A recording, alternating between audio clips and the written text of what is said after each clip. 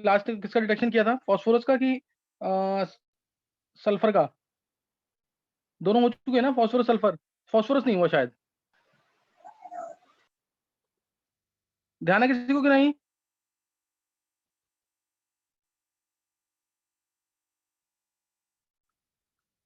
ये Kapil,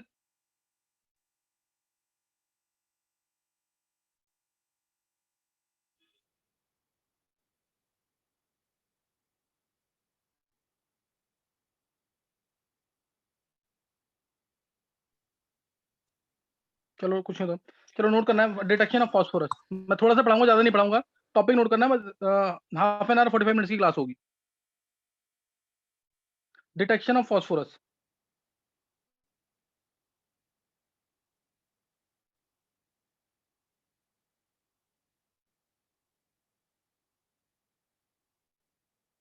detection of phosphorus. Sulphur का हमने कल डिटेक्शन कर लिया था। सल्फर के डिटेक्शन में एक बार बताएंगे, क्या इसमें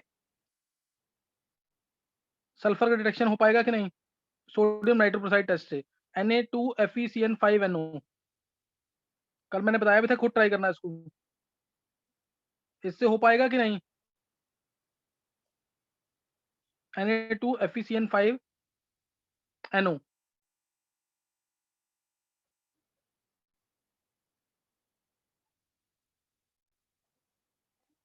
हो पाएगा डिटेक्शन कि नहीं?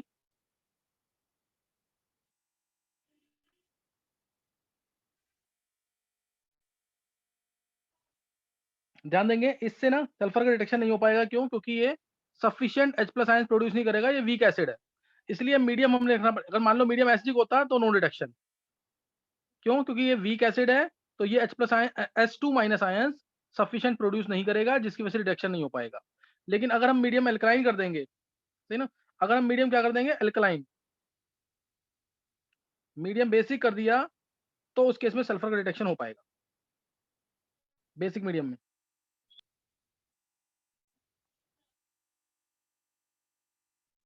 तो यहाँ पे sulphur sulphur will be detected. Na2 वो आता ना, Na4 सोडियम नाइट्रोक्लोराइड का कॉम्प्लेक्स, NOS, ये कल बताया था मैंने। वायलेट कलरेशन आ जाएगी इसकी। तो ये मैं कल क्वेश्चन बताया था, एसिडिक मीडियम होगा तो डिटेक्शन नहीं हो पाएगा, अगर मीडियम बेसिक है तो डिटेक्शन हो जाएगा। चलो अब नोट करना है डिटेक्शन ऑफ फास्फोरस, जो मैंने ऊपर लिखा है, डिटेक्शन ऑफ फास्फोरस। तो जैसे सल्फर को मैंने कन्वर्ट किया था सल्फेट आयंस के अंदर, ऐसे ही फास्फोरस, पहली बात तो ये कि ये लेसेंस टेस्ट से डिटेक्ट नहीं होगा, ये ध्यान रखना है। लेसेंस टेस्ट से डिटेक्ट नहीं होगा ये डिटेक्ट होगा किससे? दो टेस्ट हैं इसके लिए, एक बहुत इंपॉर्टेंट है, वो है एमोनियम मोलिब्डेट टेस्ट। एमोनियम, कल मैंने बताया भी था नाम इसका, molybdate test. Clear? Ammonium molybdate test. इसमें क्या होगा, फास्फोरस है, H2O2 डाला, या फिर कोई और ऑक्सीडाइजिंग एजेंट डाला, जैसे HNO3 डाल दिया, तो इससे मिल जाएगा H3PO4। इसमें Na2O2 भी डाल सकते हैं, ध्यान रखना इसका, Na2O2, Na2O2 डालोगे तो भी मिल जाएगा तुम्हें, जैसे Na3PO4 फॉस्फेट आयंस, सही ना, फॉस्फेट आयंस तब भी मिल जाएंगे, PO4 3 नेगेटिव, ये भी डाल सकते हैं। या फिर Na2CO3, एक बहुत इंपॉर्टेंट एजेंट जिसे हम कहते हैं मैग्नीशिया मिक्सचर, सॉरी, जिसे हम कहते हैं क्या कहते हैं, fusion mixture, Na2CO3 plus KNO3, ये याद रखना, ये ऑब्जेक्टिव में पूछते भी हैं। एक इसमें एल्कली है और एक ऑक्सीडाइजिंग एजेंट है, एक क्या है एल्कली, दूसरा क्या ऑक्सीडाइजिंग एजेंट, इसे क्या बोलते हैं, fusion mixture. Clear? This is called as fusion mixture. ये डालेंगे तो इससे भी फॉस्फेट आयंस मिल जाएंगे, इससे भी क्या मिल जाएंगे, फॉस्फेट आयंस, और उससे हम डिटेक्ट कर सकते हैं। उससे हम अब फॉस्फोरस को डिटेक्ट करेंगे अमोनियम मोलिब्डेट टेस्ट के थ्रू। ध्यान देंगे, अमोनियम मोलिब्डेट टेस्ट। तो ये पूरा मैंने पहले फॉस्फोरस को कन्वर्ट कर लिया फॉस्फेट आयंस के अंदर या H3PO4 फॉस्फोरिक एसिड के अंदर, ये याद रखनी लाइन। अभी तक कुछ भी नहीं किया हमने, यहाँ पे सिर्फ फॉस्फेट आयंस बनाए हैं फॉस्फोरस के, या फिर H3PO4 फॉस्फोरिक एसिड बनाया है। अब इसके अंदर डालेंगे हम, अब ये टेस्ट है, ध्यान रखना, H3PO4। अब इसमें डालेंगे अमोनियम मोलिब्डेट। क्या डालेंगे अब? Ammonium molybdate, NH4 whole twice MOO4, ammonium molybdate. है ना, अमोनियम मॉलिब्डेट डाल देंगे, अमोनियम मॉलिब्डेट, थोड़ा सा HNO3 और डालेंगे ताकि फास्फोरस एलोन फॉर्म में ना रहे, ऑक्सीडाइज फॉर्म में PO4 3 नेगेटिव फॉर्म में रहे। तो ये डाल दिया हमने अमोनियम मॉलिब्डेट, अमोनियम मॉलिब्डेट, तो इससे बनेगा अमोनियम फॉस्फोमोलिब्डेट, इसका प्रेसिपिटेट बनेगा अमोनियम फॉस्फोमोलिब्डेट, क्लियर, अमोनियम फॉस्फोमोलिब्डेट। तो ये क्या होता है नोट करेंगे, अमोनियम फॉस्फोमोलिब्डेट, अमोनियम फॉस्फेट सब फॉर्मूला बना लोगे, NH4 whole thrice PO4 dot 12 MOO3, ये पूरा फॉर्मूला इसका, डॉट 12 MOO3,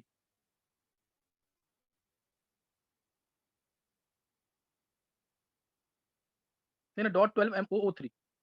तो ये येलो कलर का प्रेसिपिटेट आता है, क्लियर, ये क्या आता है, येलो कलर का प्रेसिपिटेट, येलो PPT आता है, ये याद रखना बहुत इंपॉर्टेंट है। और येलो कलर भी किसका आता है, कैनरी येलो, कैनरी बर्ड होती है जो ज्यादातर US में मिलती है, कैनरी येलो बोलते हैं इसको, canary yellow, yellow precipitate canary yellow. Sir बोलो। सर आपने अभी तक यही करा है डिटेक्शन ऑफ फॉस्फोरस? हाँ बस, और कुछ नहीं कराया अभी। सर एक बार ये रिपीट बस कर दी कि आज हमारा थोड़ा लेट ज्वाइन करा है हमने। कुछ नहीं, अब आज एक छोटी क्लास होगी, एक ही क्लास होगी, देख लेंगे एक बार जल्दी से। देखो उधर अमोनियम मॉलिब्डेट टेस्ट, दोबारा सुन लेंगे एक बार, अमोनियम मॉलिब्डेट टेस्ट। तो इसमें क्या है, पहले हम फॉस्फो, जैसे कल मैंने सल्फर को कन्वर्ट किया था सल्फेट आयन में, ऐसे ही मैं इधर फॉस्फोरस को कन्वर्ट करूंगा फॉस्फोरिक एसिड में।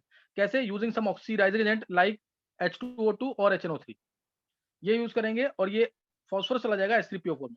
इसको हम फॉस्फेट आयन में भी कन्वर्ट कर सकते हैं, जैसे सिर्फ Na2O2 यूज कर लें, सिर्फ Na2O2 यूज करके हम इसको फॉस्फेट आयन में भी कन्वर्ट कर सकते हैं, सही है, फॉस्फेट आयन में भी कन्वर्ट कर सकते हैं Na2O2 यूज करके, या फिर ये है fusion mixture, Na2CO3 plus KNO3, इसको बोलते हैं फ्यूजन मिक्सचर,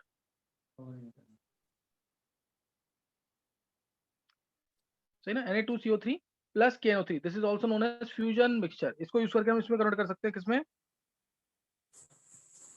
फॉस्फेट आयन के अंदर। तो अब यहाँ से ये टेस्ट स्टार्ट है, यहाँ से टेस्ट स्टार्ट है, फॉस्फोरिक एसिड आ गया, इसमें डाला मैंने अमोनियम मॉलिब्डेट, इसमें डाला अमोनियम मॉलिब्डेट, फॉर्मूला याद रखना है NH4 2 MOO4, अमोनियम मॉलिब्डेट, साथ में HNO3 डालेंगे, साथ में डालेंगे HNO3, तो मिल जाएगा अमोनियम फॉस्फोमोलिब्डेट, क्लियर, अमोनियम फॉस्फोमोलिब्डेट। ये येलो PPT मिलेगा, कैनरी येलो, क्या मिलेगा, और इसको येलो PPT मिलेगा, ध्यान रखना चीज का, पेपर ऑब्जेक्ट में यही आएगा, which colour precipitate is formed in ammonium molybdate test, इस तरीके से छोटे छोटे क्वेश्चन आते हैं बहुत। और इसको हम बोलते हैं कैनरी येलो, कैनरी एक बर्ड होती है which is found mainly in USA, समझिए कि नहीं है। तो ये येलो प्रेसिपिटेट मिल जाएगा, clear, this yellow precipitate will be found, और साथ में NH4NO3 मिलेगा,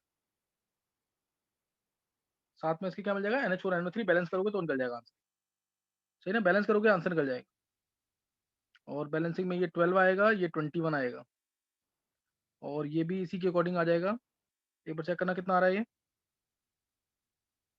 21 HNO3, 24 आ जाएगा, फिर 21 ये भी आ जाएगा, बैलेंस करोगे 12:2। मेन तुम्हें ये याद रखना बस, इसको नहीं भूलना बस, ये है। और अमोनियम मॉलिब्डेट टेस्ट में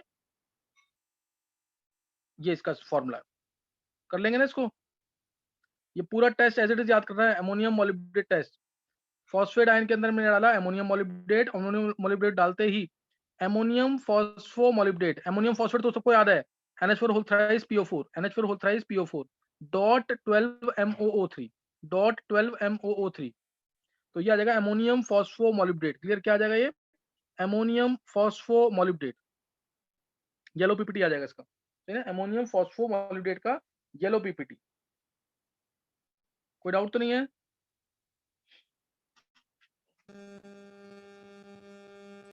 नो सर। तो ये इसको याद कर लेना साथ साथ, ये हो गया एक टेस्ट। दूसरा टेस्ट इसी के अंदर नाम याद करना है, ये था अमोनियम मॉलिब्डेट टेस्ट। दूसरे टेस्ट का नाम है मैग्नीशिया टेस्ट। जैसे ये नीट के एग्जाम में पूछा, what is magnesia mixture, magnesia test. तो मैग्नीशिया मिक्सचर क्या होता है, MgCl2 प्लस NH4Cl, इसको बोलते हैं।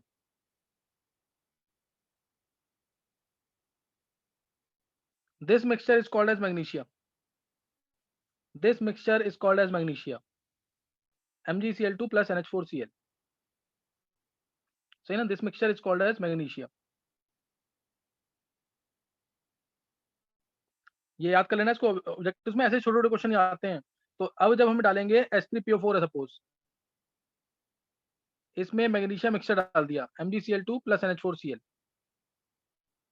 MgCl2 plus NH4Cl, तो मैग्नीशियम अमोनियम फॉस्फेट मिलेगा पहले, Mg है NH4 है, Mg है NH4 है, तो साथ में क्या आएगा इसके, नेगेटिव वाला आयन कौन सा आएगा और कितने आएंगे, PO4 कितना आएगा, होल ट्वाइस आएगा, होल थ्राइस आएगा, सिंगल आएगा, क्या आएगा इसमें,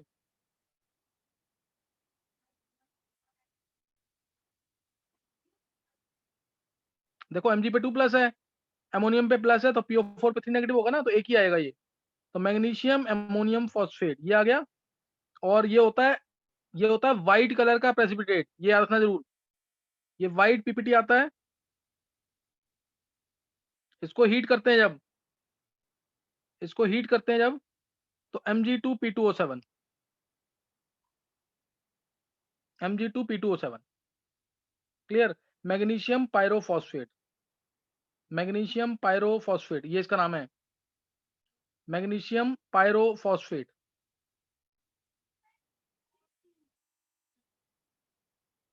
समझिए कि नहीं है, मैग्नीशियम पायरोफॉस्फेट। टेस्ट, ये मैग्नीशियम मिक्सचर है, याद हो गया टेस्ट की नहीं है, यस याद सर। हो गया टेस्ट की नहीं। हाँ, तो ये यहाँ पे हमारा क्वालिटेटिव एनालिसिस जो है ना वो खत्म हो गया, बिल्कुल टिप्स पे होना चाहिए, 10 बार बोलोगे मन में अपने आप याद हो जाएगा, 10 मिनट के अंदर बोलोगे पूरा चैप्टर, ये क्वालिटेटिव खत्म हो चुका है। अब हमें करना है क्वांटिटेटिव, सही ना, quantitative estimation of elements, quantitative estimation of elements, कौन कौन से एलिमेंट्स, कार्बन, हाइड्रोजन, ऑक्सीजन का तो अपने आप ही हो जाएगा, नाइट्रोजन, सल्फर, फॉस्फोरस, हेलोजेंस,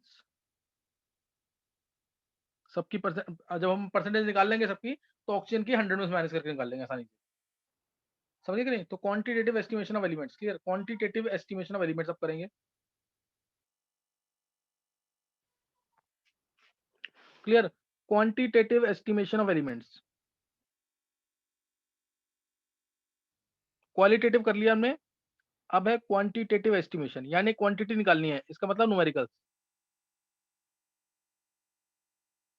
जिसको क्वालिटेटिव आता है उसको क्वांटिटेटिव में ज्यादा दिक्कत नहीं आने वाली है, अगर तुमने याद कर रखा है तो मन में बोलना इसको जरूर, तो याद होगा, जल्दी जल्दी याद होगा सारा ये, सही ना।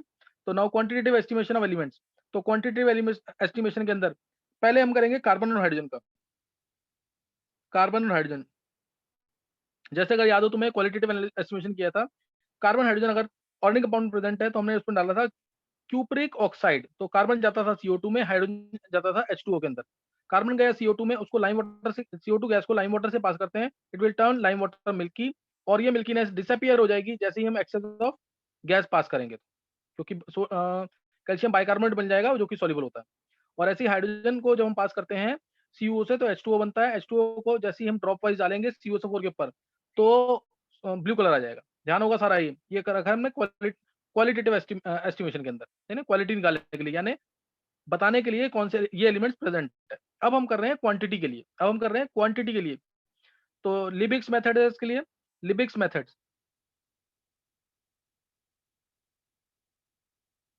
सही ना, लिबिक्स मेथड, समझिए कि नहीं है। तो इसमें ऑर्गेनिक कंपाउंड जो होगा, जो भी ऑर्गेनिक कंपाउंड होगा जिसके अंदर क्या होगा, कार्बन एंड हाइड्रोजन, और भी एलिमेंट्स होते हैं, अभी हम कार्बन और हाइड्रोजन की बात कर रहे हैं, कोई भी जो ऑर्गेनिक कंपाउंड है उसके अंदर कार्बन हाइड्रोजन जरूर होगा, जैसे ही लिबिक्स मेथड में इसका कंबशन होगा, एक तरीका तो ये है, कंबशन किया इसका तो क्या मिलेगा, CO2 प्लस H2O, क्या मिल जाएगा, CO2 प्लस H2O, समझे कि नहीं है।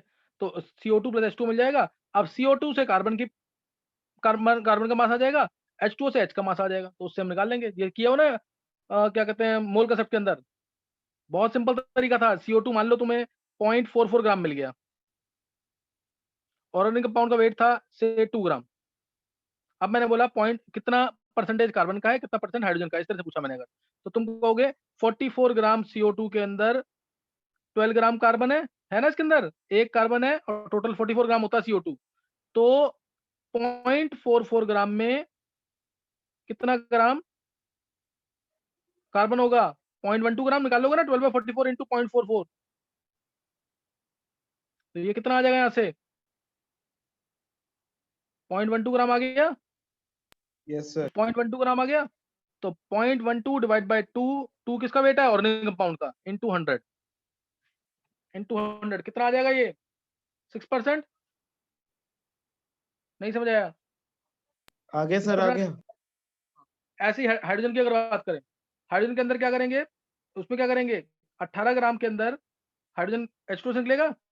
मान लिया ये मिल गया मेरे को 0.9 ग्राम, तो क्या लिखेंगे, 18 ग्राम H2O के अंदर, 18 ग्राम H2O में कितना हाइड्रोजन है? 2 ग्राम है, 2 H है ना H2O के अंदर, 2 ग्राम H है, तो 0.9 ग्राम में कितना होगा? 2/18 इंटू 0.9, है ना, 2/18 इंटू 0.9, तो कितना आ गया ये? 0.1 ग्राम, तो 0.1 ग्राम ही आ गया, तो 0.1 डिवाइड बाई 2 इंटू 100 कितना आ जाएगा ये? 5%। नहीं समझ आया कैसे किया है? समझ गए कि नहीं यस है? सर आगे। हाँ, रेस्ट इसके अंदर ऑक्सीजन होगा, ये मान लो ऐसे, मैंने एक एग्जांपल दिया है जस्ट करने के लिए कि ऐसे कैलकुलेशन करनी है इसकी, बाकी कुछ और होगा इसके अंदर। समझ आया इसमें कैसे निकाला कार्बन हाइड्रोजन एस्टिमेट, कार्बन और हाइड्रोजन का एस्टिमेशन कैसे हुआ? समझ आ गया सबको कि नहीं है? CO2 से C यस का सर। वेट निकाला, C के वेट को डिवाइड किया ऑर्गेनिक कंपाउंड के वेट से, ऐसे ही H2O से H का वेट निकाला, H के वेट को डिवाइड किया ऑर्गेनिक कंपाउंड के वेट से, उससे H की परसेंटेज आ जाएगी। Rest percentage will be of oxygen. Next note करेंगे, एक तो ये लिविक्स मेथड के अंदर ही देखो, एक तरीका बता दिया मैंने तुम्हें, दूसरा तरीका तुमने पढ़ा हुआ है, जैसे कार्बन है, कार्बन को मैंने CuO से पास किया, क्यूप्रिक ऑक्साइड से, क्या बन जाएगा? CO2, CO2 बन गया ना। अब ये CO2, ये कार्बन कहाँ पे है? फ्रॉम ऑर्गेनिक कंपाउंड, CO2 बना। अब ये CO2 ध्यान देना, अब ये CO2 इसको हम पास करेंगे KOH, सब्सटेंस KOH से, KOH से पास करेंगे, तो ये इसको CO2 को इमीडिएटली एब्जॉर्ब कर लेगा, एब्जॉर्ब CO2, तो जो इसका वेट बढ़ा होगा वो किसका वेट होगा?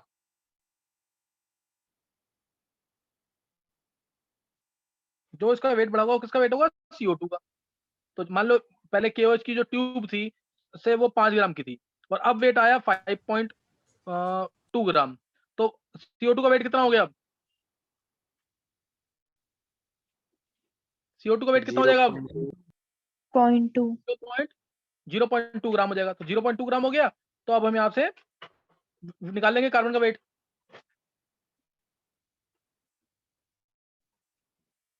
समझ गए कि नहीं है? ऐसे ही अब H है, H from organic compound, H अगर प्रेजेंट है ऑर्गेनिक कंपाउंड के अंदर, तो इसको हमने ट्रीट किया CO के साथ, क्या बनता है इससे? कल बताया था ये H2O बन जाता है। अब इस H2O को पास करते हैं CaCl2 की ट्यूब से, CaCl2 की ट्यूब से पास करेंगे, तो बन जाता है CaCl2.2H2O। जो इस ट्यूब का वेट बढ़ेगा वो वेट किसका होगा? वाटर का। जो इसके ऊपर मॉइस्चर आएगा उसका वेट जो बढ़ा होगा पता लग जाएगा इससे, तो उसके वेट से हम हाइड्रोजन का एस्टिमेशन कर लेंगे। आया समझ कि नहीं है? Yes sir. तो ये पूरा लिबिक्स मेथड, कोई डाउट तो नहीं है? No sir no doubt. हाँ, तो अब ध्यान देंगे, ये था हमारा Liebig's method for estimation of carbon and hydrogen. Clear? This was Liebig's method for estimation of carbon and hydrogen. अब हम पढ़ रहे हैं ड्यूमास मेथड। अब बहुत इंपॉर्टेंट एस्टिमेशन होगा नाइट्रोजन का, बहुत इंपॉर्टेंट एस्टिमेशन नाइट्रोजन का, एस्टिमेशन ऑफ नाइट्रोजन।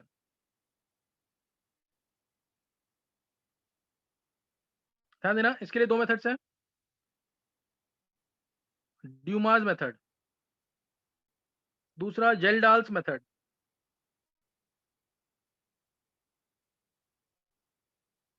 है ना, ड्यूमास मेथड और जेल्डाल्स मेथड। एक मिनट,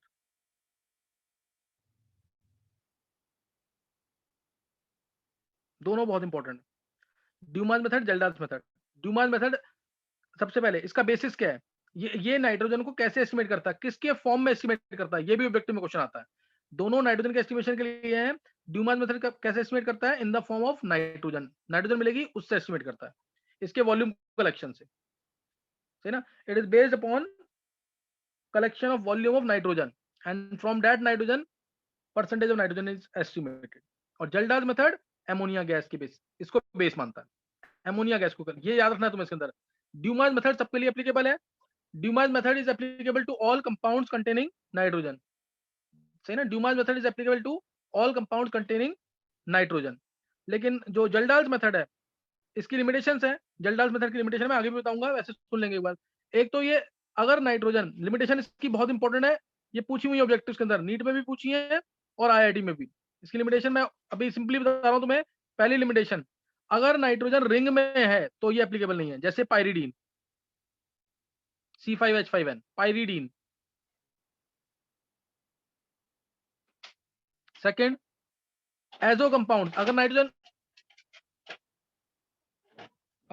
इस फॉर्म में है तो ये एप्लीकेबल नहीं है।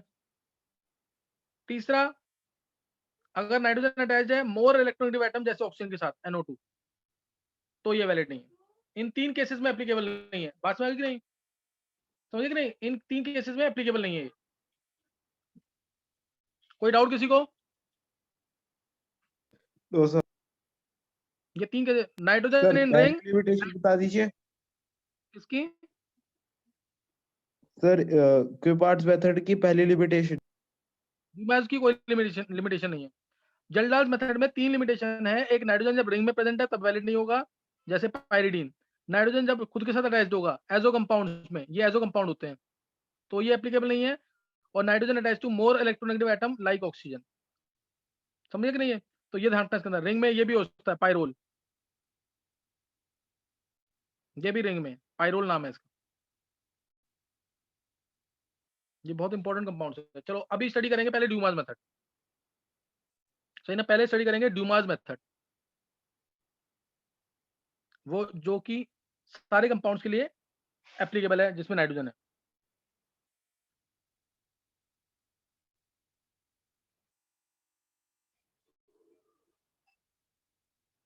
Dumas method for nitrogen estimation, Dumas method for nitrogen estimation. इसने किसको बेसिस माना था कि नाइट्रोजन गैस इवॉल्व हो रही है। ध्यान रखना, ये इंपॉर्टेंट चीज है पूछते हैं पेपर में। ये नाइट्रोजन गैस इवॉल्व हो रही है, इसको बेस मानता है, इसको ये बेस मानता है। अब इसमें हम करते क्या है, जैसे इसमें भी हम क्यूप्रिक ऑक्साइड पास करते हैं। मैं पहले हिंट दे रहा हूँ तुम्हें, मेन रिएक्शन बता रहा हूँ, फिर थोड़ा सा डायग्रामेटिकली भी बता दूंगा इसको। जैसे कार्बन है ऑर्गेनिक कंपाउंड में, हाइड्रोजन है ऑर्गेनिक कंपाउंड में, या नाइट्रोजन की ऑक्साइड्स हैं ऑर्गेनिक कंपाउंड में। नाइट्रोजन भी होगा ऑर्गेनिक कंपाउंड में, क्योंकि हम इसको एस्टिमेट कर रहे हैं। तो हम इसको पास करते हैं किससे, CuO से, CuO से। तो यहाँ बना CO2, यहाँ पे H2O के वेपर्स, और यहाँ पे नाइट्रोजन तो हाईली इनर्ट गैस है, N ट्रिपल बॉन्ड N है, बॉन्ड ऑर्डर 3 है, रिएक्ट ही नहीं करेगा CO के साथ, तो N2 एज इट इज मिल जाता है। या फिर small amount of oxides of oxygen मिल सकती है, small amount of oxides of nitrogen हो सकता है, ये भी मिल जाए, जैसे N2O, NO2, N2O5, इस तरह से ये मिल सकती है। इसलिए हम इसको पास करते हैं दोबारा किससे, Cu से, कॉपर गेज से पास करते हैं, ताकि जो भी ये कन्वर्ट हुआ है ऑक्साइड्स के अंदर वो रीबैक कन्वर्ट हो जाए नाइट्रोजन में। इसलिए यहाँ पे कंप्लीट मिल जाएगा नाइट्रोजन प्लस CuO अलग, समझ गए कि नहीं ये। और इसके वॉल्यूम से अब हम इसके वॉल्यूम को हम कैलकुलेट कर सकते हैं, और उससे हम क्या निकाल लेंगे, नाइट्रोजन का वॉल्यूम या मास जो भी निकालना है। यहां से नाइट्रोजन का वॉल्यूम एस्टिमेट करेंगे, यहां से कलेक्ट करेंगे नाइट्रोजन को, और उससे हम नाइट्रोजन का परसेंटेज निकालेंगे। कोई डाउट यहाँ पे किसी को, जो समझाया अभी।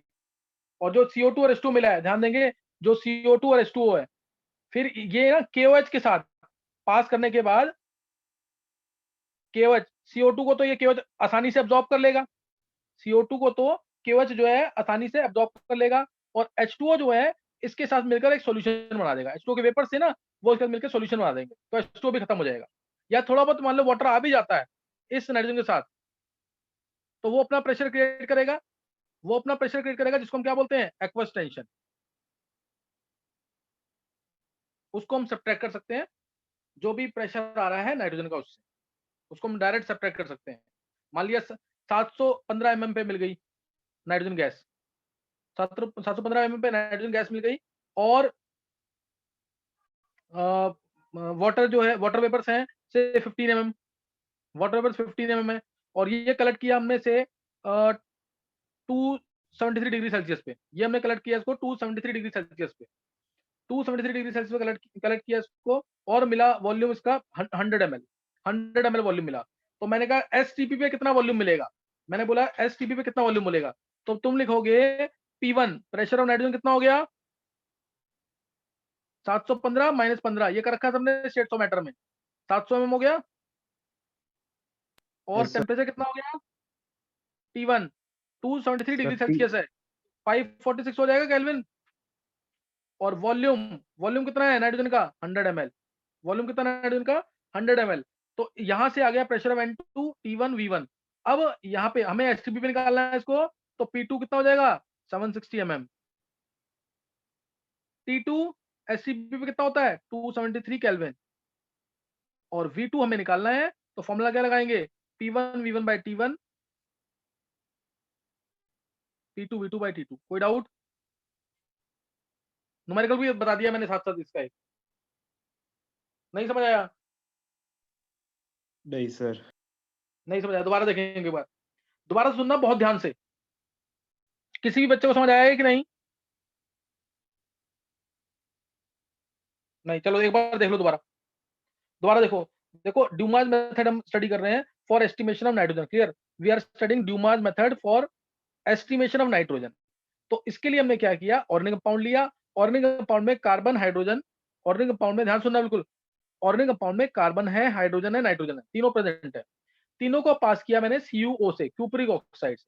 तो कार्बन जो ऑर्गेनिक कंपाउंड में था वो कन्वर्ट हो जाएगा CO2 में, हाइड्रोजन जो था वो कन्वर्ट हो जाएगा H2O में, और नाइट्रोजन जो था वो कन्वर्ट हो जाएगा, नाइट्रोजन सॉरी वो तो रिएक्ट नहीं करेगा क्योंकि नाइट्रोजन इनर्ट गैस है, इसका बॉन्ड नंबर 3 है, इनर्ट गैस है, बॉन्ड नंबर इसका 3 है। हो सकता है थोड़ा सा नाइट्रोजन रिएक्ट कर जाए तो small amount of oxides of nitrogen बन जाएगा, इसलिए हम कॉपर गेज से इसको दोबारा पास करेंगे, ताकि जो भी ऑक्साइड बनी है नाइट्रोजन की वो रिकन्वर्ट हो जाए किसमें, नाइट्रोजन के अंदर, और Cu ऑक्सीडाइज हो जाए CuO के अंदर। ये मिल गया। अब ये नाइट्रोजन हम कलेक्ट कर लेंगे, इसका वॉल्यूम जो हम कलेक्ट करेंगे, साथ में CO2 और H2O भी आ सकते थे, इसलिए हमने KOH से पास किया। KOH से जब पास करेंगे तो N2 गैस तो अनटच रह जाएगी, लेकिन CO2 को KOH इमीडिएटली, क्योंकि KOH बेस है, CO2 एसिडिक गैस है, तो उसको इमीडिएटली एब्जॉर्ब कर लेगा, इसको तो जाने नहीं देगा बिल्कुल भी। और H2O जो H2O है, क्योंकि ये सॉलिड फॉर्म में होता है, तो इसलिए H2O, और ये वेपर फॉर्म में है, तो ये इसके साथ क्या बना लेता है, सॉल्यूशन बना लेता है, ये इसके साथ एक बेसिक सॉल्यूशन बना लेता है। तो इसलिए इसको इसको भी नहीं जाने देता वाटर को भी। लेकिन मान लो अगर थोड़ा बहुत वाटर आ जाता है, तो वो भी वेपर्स की फॉर्म में अगर आ जाता है, तो वो अपना प्रेशर क्रिएट करेगा, जिसको हम क्या बोलते हैं, एक्वस टेंशन, उसको हम क्या बोलते हैं, एक्वस टेंशन। तो अब ये नाइट्रोजन जो आई है, ये मर्करी सील जो होती है उसको ब्रेक करके आती है, मर्करी सील को क्रॉस करके आती है, तो उसमें नाइट्रोजन भी होगा और थोड़ा बहुत वाटर के वेपर्स भी होंगे।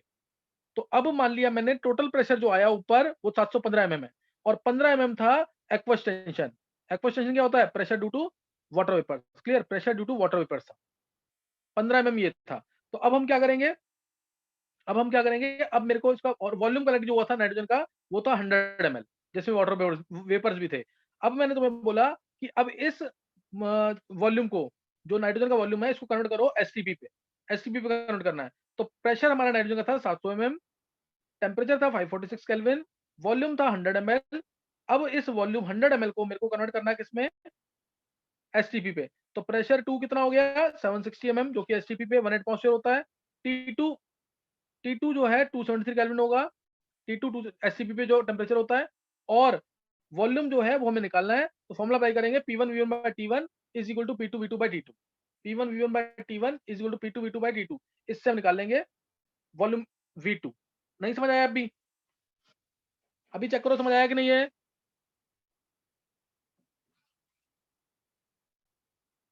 समझ आया कि नहीं है, बोलो। सर थोड़ा थोड़ा है। नहीं, इसमें क्या दिक्कत आ रही है, इसमें अभी तो मैंने कराया, पूरा डिटेल कराई भी नहीं है इसकी। चलो एक बार और देख लो, फिर दोबारा देखो, कुछ नहीं होता। किसी को समझ नहीं आया? Shrutika, Shatakshi, yes sir. नहीं समझ आया? सर ये न्यूमेरिकल समझ नहीं आया मेरे को। न्यूमेरिकल तो ये तो स्टेट्स ऑफ मैटर का न्यूमेरिकल है, ये तो तुमने किया हुआ ना।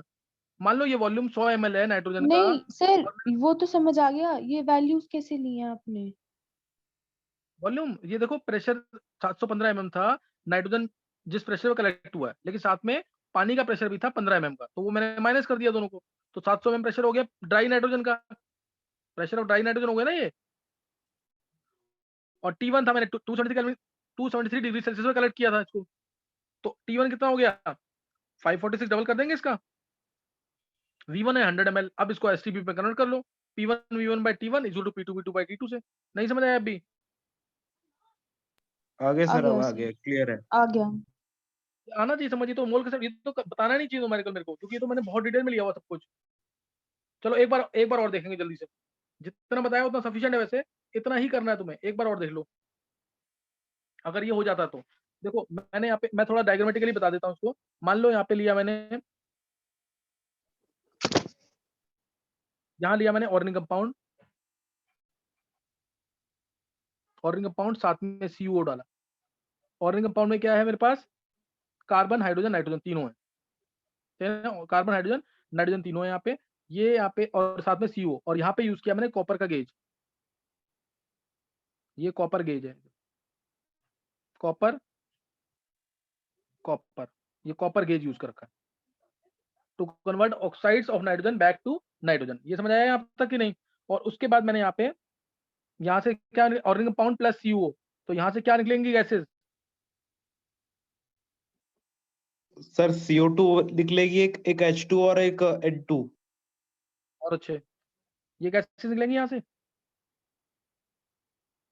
देखो जितना डायग्रामेटिकली मैं बताता हूँ उतना देख लो एक बार। ये यहाँ से,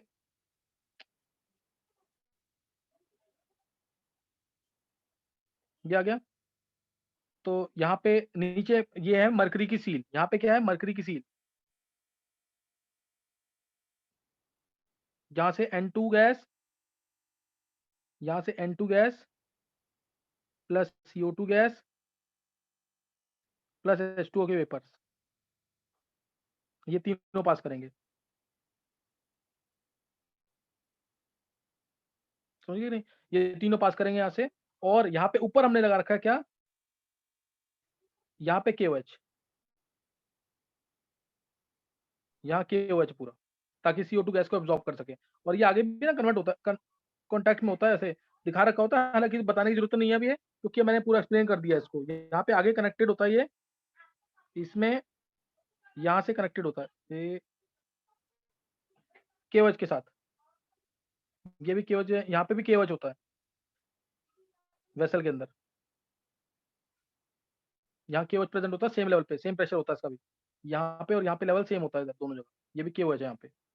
तो अब यहाँ से जब N2 गैस, CO2 गैस और H2 गैस पास करेंगी, तो N2 गैस यहाँ पे आ जाएगी, इधर ऊपर कलेक्ट हो जाएगी। N2 गैस क्या होगी? ये ऊपर कलेक्ट हो जाएगी, यहाँ पे कलरलेस इनर्ट गैस होती है, ये ऊपर कनेक्ट हो जाती है, साथ में वाटर के वेपर्स भी आ सकते हैं। यहाँ N2 गैस है, प्लस हो सकता है कुछ वाटर के वेपर्स हो, जो कि एक्वस टेंशन, प्रेशर क्रिएट करेंगे, उसको हम क्या बोलते हैं? Aqueous tension. ये चीज होती है इसके अंदर यहाँ तक, ठीक है? ये चीज होगी यहाँ पे। और इसके अलावा और तो कुछ और CO2 को तो एब्जॉर्ब कर ही लिया है, वाटर वेपर्स भी एब्जॉर्ब हो जाएंगे नीचे, यहाँ पे सोल्यूशन बन जाएगा वाटर का। जो H2O था वो यहाँ पे KOH के क्या बना देगा? सोल्यूशन बना देगा। और CO2 गैस यहाँ पे जाके एब्जॉर्ब हो जाएगी सारी, कुछ यहाँ पे भी एब्जॉर्ब हो जाएगी, और अलग से भी KOH ले रखा है तो उधर भी एब्जॉर्ब हो जाएगी CO2 गैस। और ध्यान रखना कि यहाँ पे ना एक चीज और लगाते हैं, इधर कई बार पूछ सकते हैं पेपर के अंदर, कि यहाँ पे हम इधर अलग से, ये थोड़ा सा इधर,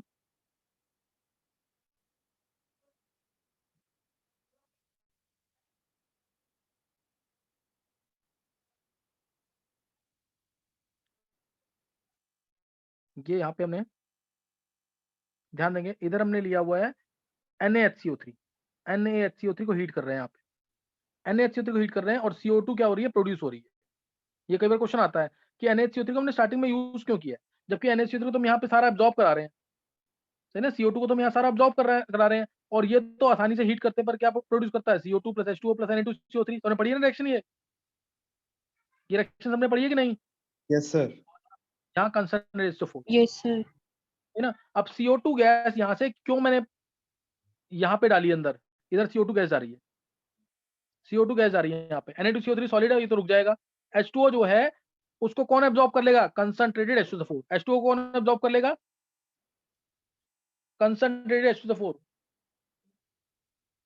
H2O कंसंट्रेटेड H2O4 एब्जॉर्ब कर लेगा, और CO2 गैस जो है, CO2 गैस जो है वो यहाँ से प्रेशर मारेगी, CO2 गैस यहाँ से प्रेशर मारेगी, तभी तो यहाँ से CO2 गैसेस बाहर निकलेंगी।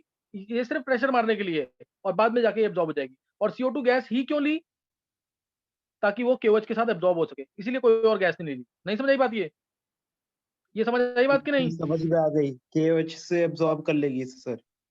हाँ, और CO2 गैस क्यों ली मैंने, जबकि मैं CO2 को यहाँ एब्जॉर्ब करा रहा हूँ।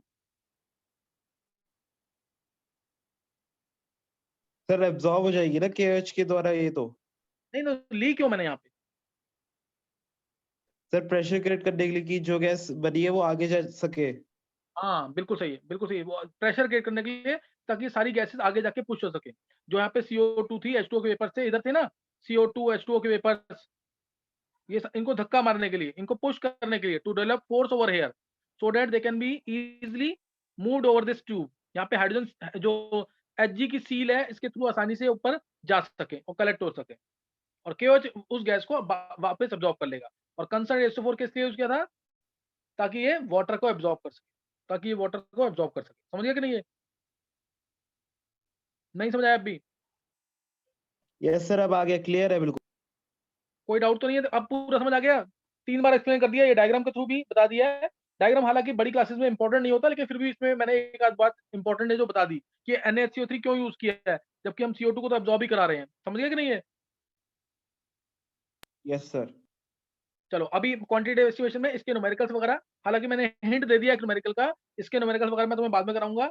और इसमें साथ में मेरे को करवाना है तुम्हें भी जेल्डाल्स मेथड, जो बहुत इंपॉर्टेंट है। लिमिटेशंस भी है उसकी, वो सब बताऊंगा। और इसके अलावा केरियस मेथड है, जिसमें फास्फोरस, सल्फर और हेलोजेंस का एस्टिमेशन होगा। फास्फोरस, सल्फर और हेलोजेंस का एस्टिमेशन होगा, वो भी कराऊंगा बाद में न्यूमेरिकल्स के साथ। यहां तक रट देना बिल्कुल पूरा। मेरे मतलब मेरी नेक्स्ट क्लास से पहले 10 बार तुम्हें मन में बोला होना चाहिए, ताकि मैं तुमसे पूछूं और तुम्हें याद हो सारा। समझ गए कि नहीं है? अब न्यूमेरिकल्स यस वाला सर। काम रह रहा है। ड्यूमास मेथड तो बता दिया मैंने, अब जेल्डाल्स मेथड और केरियस मेथड में 3 कौन कौन से, फास्फोरस, सल्फर और हेलोजेंस। और जो मैंने अभी जेल्डाल्स की लिमिटेशन बताई है, वो सेम लिमिटेशन बताओ किसकी थी, पीछे बताया हुआ मैंने, वो सेम लिमिटेशन किसकी थी? जिसने पढ़ा होगा उसको याद होगा। जेल्डाल्स नहीं, कोई नहीं पढ़ रहा इसका मतलब। नहीं नहीं, फिर तुम लोग नहीं पढ़ रहे इसका मतलब, कोई तुम में से नहीं पढ़ रहा। सोडा लाइम वाले मेथड वाले की बहुत जो सर से, हाँ, डिटेक्शन ऑफ नाइट्रोजन में। कराया था। सोडा लाइम टेस्ट में किसने बोला था ये? सर अभिषेक। हाँ अभिषेक, बहुत अच्छे, सारा पढ़ के रखना ढंग से। नेक्स्ट टाइम स्टार्ट करेंगे क्लास इसकी आगे, सही ना? नेक्स्ट टाइम क्लास होगी, और थोड़ा सा कोऑपरेट करना। मैं पहले बताऊंगा तो बता दूंगा, नहीं तो बाद में बताऊंगा तुम्हें।